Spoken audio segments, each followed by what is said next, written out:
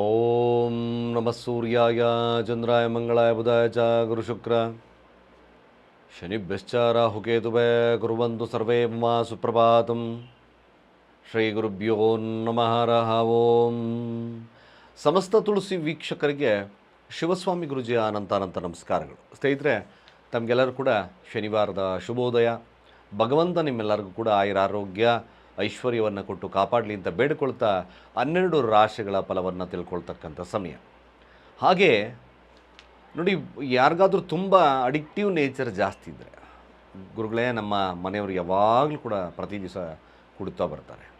Addictive nature ಮೇಲಲ್ಲ ಫೀಮೇಲಲ್ಲೂ ಕೂಡ ಇರುತ್ತೆ. ಒಂದೇ ರೀತಿಯಾಗಿ ಅಡಿಕ್ಟಿವ್ ನೇಚರ್ ಜಾಸ್ತಿ ಇದೆ ಅಂದಾಗ, ನನ್ನ ಮಗ ತುಂಬ ದಮ್ ಹೊಡಿತಾನೆ, ನನ್ನ ಮಗಳು ಕೆಲವೊಂದು ವಿಚಾರಗಳಲ್ಲಿ ಕೂಡ ಕೆಲವೊಂದು ಹಾದಿ ತಪ್ಪಿದ್ದಾರೆ, ಈ ವಿಚಾರಕ್ಕೋಸ್ಕರ ಈ ಸರಳ ತಂತ್ರವನ್ನು ತಾವು ಮಾಡ್ತಾ ಬನ್ನಿ. ಇದರಿಂದ ನಿಮಗೆ ಖಂಡಿತವಾಗಿ ಚಟದ ದಾಸ್ಯತೆ ಹೋಗಿ ಅವರೆಲ್ಲ ಅಟ್ಲೀಸ್ಟ್ ಒಂದು ಮನೋಭಾವತೆ, ಬೇಡ ಅಂತಕ್ಕಂಥ ಮನೋಭಾವತೆ ಬರೋಕ್ಕೆ ಸ್ಟಾರ್ಟ್ ಆಗುತ್ತೆ. ಈ ಒಂದು ವಿಚಾರ ಕೊನೆಯ ಭಾಗದಲ್ಲಿ ತಿಳಿಸ್ತೇನೆ. ಅದು 1 or 2 ಟೈಮ್ಸ್ ರಿಪೀಟ್ ಮಾಡಿದ್ರೆ ಆಗೋದಿಲ್ಲ, ಹಲವಾರು ಬಾರಿ ಮಾಡಬೇಕು. ಅದನ್ನು ಕೊನೆಯ ಭಾಗದಲ್ಲಿ ಹೇಳ್ತೀನಿ. ಮೊದಲು ಇದನ್ನು ಪಂಚಾಂಗ ಶ್ರವಣವನ್ನು ಮಾಡೋಣ, ತದನಂತರ 12 ರಾಶಿಗಳ ಫಲವನ್ನು ನೋಡ್ಕೊಳ್ತಕ್ಕಂಥ ಕೆಲಸವನ್ನು ಮಾಡಿ. ಈ ದಿನ ಶನಿವಾರ ಏಕಾದಶಿ ತಿಥಿ ಇದೆ, ಕೃಷ್ಣಪಕ್ಷ, ವರಿಯಾಣ ಯೋಗ ಇರ್ತಕ್ಕಂಥದ್ದು, ವಿಷ್ಕುಂಭ ಹಾಗೆ ಬಬಾಕರಣ ಇರ್ತಕ್ಕಂಥದ್ದು. ಚಂದ್ರ ಉತ್ತರಾಷಾಢ ನಕ್ಷತ್ರ ಧನುರಾಶಿಯಲ್ಲಿ 9 ಗಂಟೆ 32 ನಿಮಿಷದವರೆಗೂ ಇದ್ದು ತದನಂತರ ಮಕರ ರಾಶಿಯನ್ನು ಪ್ರವೇಶವನ್ನು ಮಾಡುತ್ತೆ. ಇವತ್ತಿನ ಕಾಲಮಾನವನ್ನು ನೋಡೋದಾದರೆ ರಾಹುಕಾಲ ಬೆಳಗ್ಗೆ 9 ಗಂಟೆ 29 ನಿಮಿಷದಿಂದ 10 ಗಂಟೆ 59 ನಿಮಿಷದವರೆಗೂ. ಯಮಗಂಡ ಕಾಲ ಮಧ್ಯಾಹ್ನ 1 ಗಂಟೆ 59 ನಿಮಿಷದಿಂದ 3 ಗಂಟೆ 29 ನಿಮಿಷದವರೆಗೂ. ಗುಳಿಕ ಕಾಲವನ್ನು ವೀಕ್ಷಣೆ ಮಾಡೋದಾದರೆ ಗುಳಿಕ ಕಾಲ ಬೆಳಗ್ಗೆ 6 ಗಂಟೆ 29 ನಿಮಿಷದಿಂದ 7 ಗಂಟೆ 59 ನಿಮಿಷದವರೆಗೂ.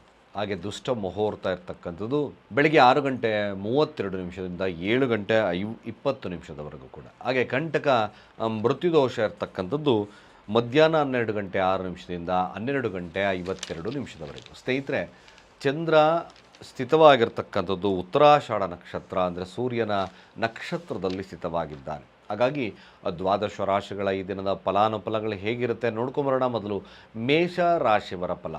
ಮೇಷರಾಶಿಯವರಿಗೆ ನಿಜವಾಗ್ಲೂ ಆರೋಗ್ಯದಲ್ಲಿ ಉತ್ತಮವಾಗಿರ್ತಕ್ಕಂಥದ್ದು ಇರುತ್ತೆ. ಸ್ನೇಹಿತರು ಲಾಭವನ್ನು ಮಾಡುತ್ತೆ, ವ್ಯಾವಹಾರಿಕವಾಗಿ ಶುಭವನ್ನು ತರುತ್ತೆ. ಒಳ್ಳೆಯ ದಿನ, ಸದುಪಯೋಗ ಮಾಡ್ಕೊಳ್ತಕ್ಕಂಥದ್ದು ಅತಿ ಅವಶ್ಯಕವಾಗಿರ್ತಕ್ಕಂಥ ದಿನ. ರಾಜಕೀಯವಾಗಿರ್ತಕ್ಕಂಥ ವಿಚಾರದಲ್ಲಿ ಗೆಲುವು, ಪ್ರೀತಿಯ ವಿಚಾರದಲ್ಲಿ ಗೆಲುವು ಸಾಧ್ಯತೆ ತುಂಬ ಜಾಸ್ತಿ ಇದೆ ಮೇಷರಾಶಿಯವ್ರಿಗೆ.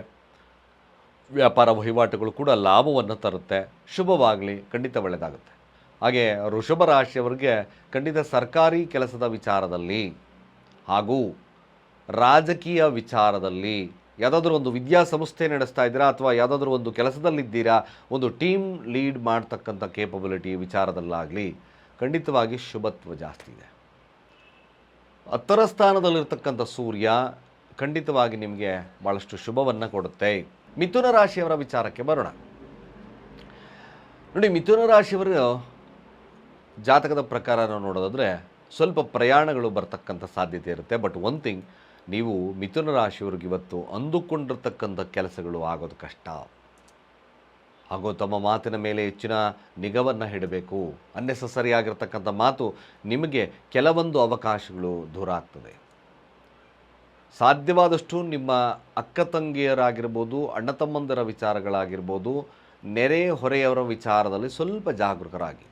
ಶುಭವಿದ್ದರೂ ಕೂಡ ರಾಹುವಿನೊಟ್ಟಿಗೆ ಸೂರ್ಯ ಇರೋದ್ರಿಂದ ಕೆಲವೊಂದು ಅವಕಾಶಗಳು ನಿಮಗೆ ವಂಚಿತವಾಗೋದ್ರಿಂದ ಶುಭನ ಆರಾಧನೆಯನ್ನು ಮಾಡ್ಕೊಳ್ಳಿ, ಒಳ್ಳೆಯದಾಗುತ್ತೆ. ಯಾವುದೇ ಒಂದು ಕ್ಷೇತ್ರ ಫಲದಲ್ಲಿ ನಾವು ನೋಡುವುದು ಸಾಧಾರಣವಾಗಿರ್ತಕ್ಕಂಥ ಫಲ.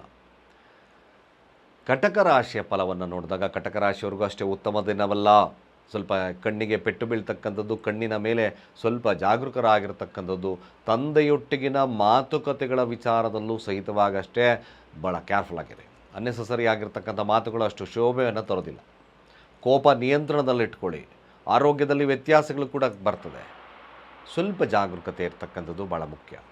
ಈ ದಿನ ಶಿವನಿಗೆ ಹಾಲಿನ ಅಭಿಷೇಕವನ್ನು ಮಾಡಿಸಿ ಗೋಧಿಯ ಪಾಯಸವನ್ನು ನೈವೇದ್ಯದ ರೂಪದಲ್ಲಿ ಇಡಿ, ಒಳ್ಳೆಯದಾಗುತ್ತೆ. ಹಾಗೆ ಸಿಂಹರಾಶಿಯ ಫಲಾಫಲ ಬರೋಣ. ಸಿಂಹರಾಶಿಯವ್ರಿಗೆ ತಮ್ಮ ಮನೋಕಾಮನೆಗಳು ಈಡೇರ್ತಕ್ಕಂಥ ಕಾಲವಾಗಿರ್ತಕ್ಕಂಥದ್ದು ಇರ್ತದೆ. ಬಟ್ ತುಂಬಾ ವ್ಯತಿರಿಕ್ತವಾಗಿ ಒಬ್ಬ ವ್ಯಕ್ತಿಯ ಮೇಲೆ ನೀವು ಆಸೆ ಅಥವಾ ಆಕಾಂಕ್ಷೆಗಳನ್ನು ಇಟ್ಕೊಳ್ತಕ್ಕಂಥದ್ದು ತಪ್ಪಿಸ್ಬೇಕು. ಯಾರ್ಯಾರು ಸಿಂಹರಾಶಿಯಲ್ಲಿದ್ದೀರೋ ಖಂಡಿತ ಸಾರ್ವಜನಿಕವಾಗಿರ್ತಕ್ಕಂಥ ವಿಚಾರದಲ್ಲಿ ತಾವು ಜಯವನ್ನು ತರಿಸ್ತೀರಾ ಅರ್ಥಾತ್ ಬಿಸ್ನೆಸ್ ವಿಚಾರದಲ್ಲಿ ಕೂಡ ಲಾಭ ತರತಕ್ಕಂಥ ಸಾಧ್ಯತೆ ತುಂಬ ಜಾಸ್ತಿ ಇದೆ. ಯಾರು ಸಿಂಹರಾಶಿಯಲ್ಲಿದ್ದೀರೋ ರಾಜಕೀಯವಾಗಿರ್ತಕ್ಕಂಥ ಪ್ರೇರೇಪಿತವಾಗಿರ್ತಕ್ಕಂಥ ದಿನಗಳು ಕೂಡ ಆಗುತ್ತೆ. ಬಟ್ ಕೋಪ ನಿಯಂತ್ರಣ ಬಹಳ ಅವಶ್ಯಕ. ಇದು ಆರೋಗ್ಯದ ಮೇಲೆ ಪರಿಣಾಮವನ್ನು ಬೀಳುತ್ತೆ. ಯಾರು ಸಿಂಹರಾಶಿಯಲ್ಲಿದ್ದೀರೋ ತ್ರಯಂಬಕ ಮಂತ್ರವನ್ನು ಹೇಳಿ. ವಿದ್ಯಾರ್ಥಿಗಳು ಕೂಡ ಶುಭತ್ವ ಇರತಕ್ಕಂಥ ದಿನ ಒಳ್ಳೆಯದಾಗುತ್ತೆ. ಹಾಗೆ ಕನ್ಯಾ ರಾಶಿಯವರ ಈ ದಿನದ ಫಲಾಫಲ ಆಗಿರ್ತಕ್ಕಂಥದ್ದು ನಷ್ಟವಾದ ದಿನ. ಚೂರು ಜಾಗರೂಕತೆ, ಅಷ್ಟು ಉತ್ತಮತೆ ಇಲ್ಲ. ಫಿನಾನ್ಷಿಯಲ್ ಕ್ರೈಟೀರಿಯಾ ಬರ್ಬೋದು, ಬಟ್ ಆರೋಗ್ಯ ಚೆನ್ನಾಗಿರುತ್ತೆ. ಬಟ್ ಇನ್ನು ಮಿಕ್ಕ ವಿಚಾರ ಸಾಧಾರಣವಾಗಿರುತ್ತೆ. ಅಷ್ಟು ಕನ್ಯಾ ರಾಶಿಯವರಿಗೆ ಹಣಕಾಸು ವಹಿವಾಟುಗಳು ಸ್ವಲ್ಪ ಜಾಗರೂಕರಾಗಿರುತ್ತೆ. ತುಲಾರಾಶಿಯವರ ಫಲಾಫಲ ಹೇಗಿರ್ತದೆ ನೋಡಿ. ತುಲಾರಾಶಿಯವರಿಗೆ ಖಂಡಿತ ಒಂದು ಶುಭ, ಹೊಸದಾಗಿ ಕಲಿತಕ್ಕಂಥ ಕೆಲಸದಲ್ಲಿ ಪ್ರೇರೇಪಣೆ ಆಗ್ತಕ್ಕಂಥದ್ದು, ಲಾಭ ದಿನವಾಗಿ ಪರಿಣಾಮವನ್ನು ಬೀರ್ತಕ್ಕಂಥದ್ದು ಖಂಡಿತವಾಗಿದೆ. ಚೆನ್ನಾಗಿದೆ. ಯಾರ್ಯಾರು ಈ ಒಂದು ತುಲಾರಾಶಿಯಲ್ಲಿದ್ದೀರೋ ಕೇವಲ ನೀವು ನಿಮ್ಮ ಡಿಸೈರ್ ಅಂದರೆ ಏನಪ್ಪ, ನಿಮ್ಮ ಆಸೆ ಆಕಾಂಕ್ಷೆಗಳು ಆರೋಗ್ಯದ ವಿಚಾರದಲ್ಲೂ ಕೂಡ ಶುಭತ್ವ ಇರ್ತಕ್ಕಂಥದ್ದು ಇರುತ್ತೆ. ಬಟ್ ಸಾಧ್ಯವಾದಷ್ಟು ನಿಮ್ಮ ವಿಲ್ ಪವರನ್ನು ಶುದ್ಧವಾಗಿಟ್ಕೊಳ್ಳಿ, ದೈವಿಕವಾಗಿರ್ತಕ್ಕಂಥ ಮನಸ್ಥಿತಿಯನ್ನು ಇಟ್ಕೊಳ್ಳಿ. ಅನ್ಯತಃ ಕೆಟ್ಟ ಆಲೋಚನೆಗಳನ್ನು ದೂರ ಇಡಿ. ಅಬ್ಸಲ್ಯೂಟ್ಲಿ ತುಲಾರಾಶಿಯವರಿಗೆ ಒಳ್ಳೆಯದಾಗುತ್ತಿದ್ದೀರ. ದುರ್ಗಾಮಾತೆಯನ್ನು ಆರಾಧನೆ ಮಾಡ್ಕೊಳ್ಳಿ, ಇನ್ನಷ್ಟು ಶುಭವಾಗ್ತದೆ. ವೃಶ್ಚಿಕ ರಾಶಿಯವರ ಈ ದಿನದ ಫಲಾಫಲ ಆಗಿರ್ತಕ್ಕಂಥದ್ದು, ವೃಶ್ಚಿಕ ರಾಶಿಯವರಿಗೂ ಸಹಿತವಾಗಿ ತನ್ನ ಯಾವುದೇ ಆದಂಥ ಒಂದು ಸಂಸ್ಥೆಯಿಂದ ಲಾಭವನ್ನು ಪಡಿತಕ್ಕಂಥ ದಿನವಾಗ್ತದೆ.